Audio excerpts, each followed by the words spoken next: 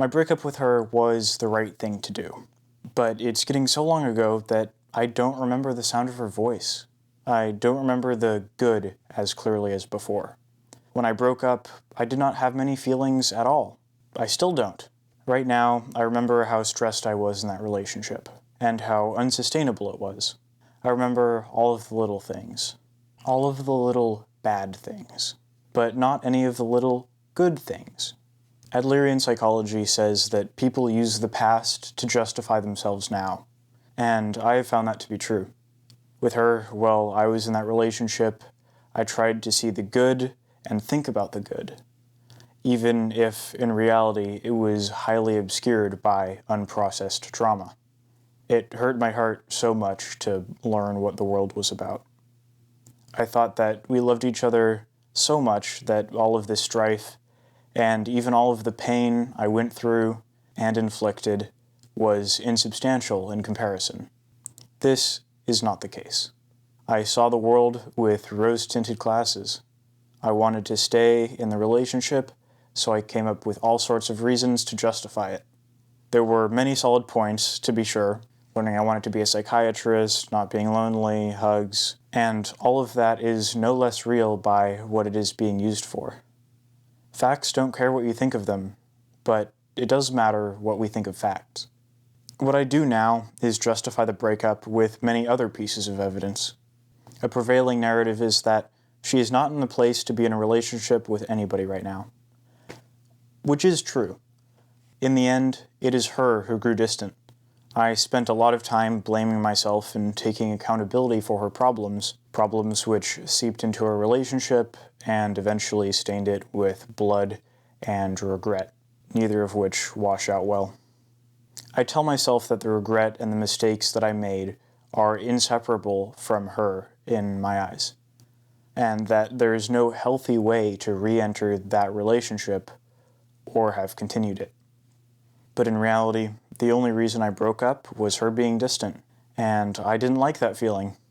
I use all of the other stuff to make myself feel better, but in doing so, it closes me off to truth and taints my subjective experience with objectives. Up here in the Pacific Northwest town with my grandparents, I can't help but feel mellow sadness. Last time I was here, I remember FaceTiming her at night. I remember fantasizing about coming up with her over the summer so we could spend quality time in person. I remember imagining her in the shadows every time I was scared of the dark or my reflection in windows, and how that made me feel better. I remember sending her long, sappy texts and having her read them. I remember all of the in-jokes and numbers. I remember when we would snuggle in my bed for hours, and I would hold her close and whisper love in her ear, and her leg would be between mine, and I remember how warm and squishy and good her legs felt, and her upper legs felt. Upper legs. And how nice it was to rest my head on her pectorals as she finger brushed my hair. I remember how she would glide her fingertips over my belly. I remember how she would YouTube, I can't say things. I remember how she had to catch herself because YouTube can't say things.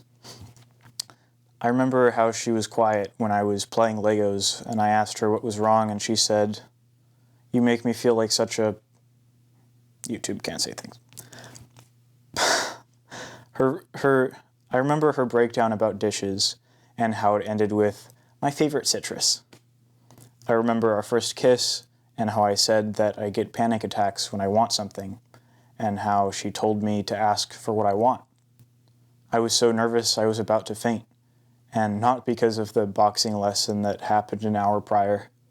I remember how I did finally kiss her, with minutes left until she had to go, and a beautiful sunset for a beautiful woman. I remember how I was underwhelmed by the whole kissing thing. I remember how she sent me a journal entry about the experience, and she described the kiss as a bright pink like your lips. And how she listened to the song 400 Lux by Lorde, which she said that only girls would understand.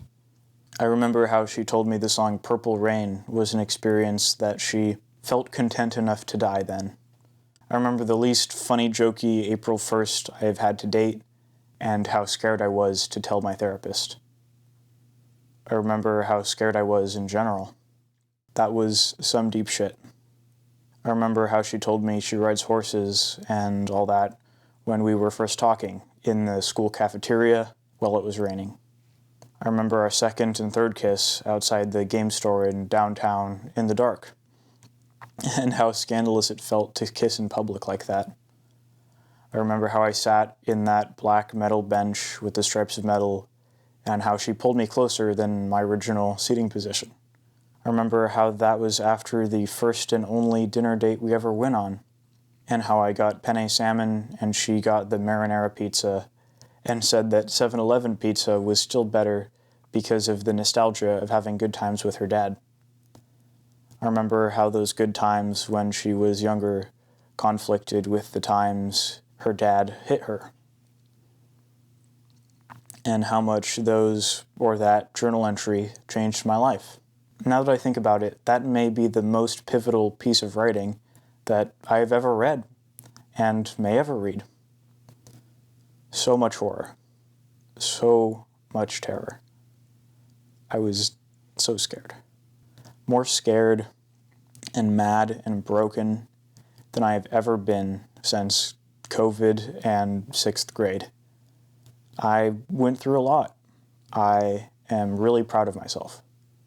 That journal entry, shared on the 28th of March, I have that date memorized, also changed my life in that it led me to learning what the world was about by means of thousands of mistakes in overstepping a relationship and learning that maybe I am so inclined to assume the psychiatrist role because that is what I want to do and what I am meant to do.